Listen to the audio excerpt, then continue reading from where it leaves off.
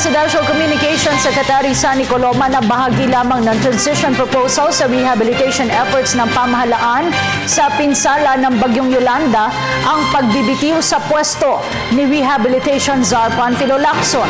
Ayon sa kalihim, nakabatay ang transition proposal sa Disaster Risk Reduction and Management Act of 2010 kung saan nakapaloob na pamumunuan ng NDRRMC ang iba pang government agencies. Nakasaad din sa naturang batas ang tungkulin ng NDRRMC sa ipinalabas na Executive Order No. 62 na bumuo sa Office of the Presidential Assistant on Reconstruction and Recovery o PAR na pinamumunuan ni Lacson. Paliwanag pa ng kalihim na pag-aaralan rin naman ng stakeholders ang rekomendasyon ni Lacson.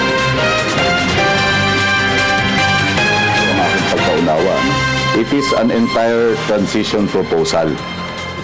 Transition proposal kung paano nga magkakaroon ng transition from the present OPAR to another structural setup in which yun ngang rehabilitation and recovery are already embedded in the functions of the NDRRMC.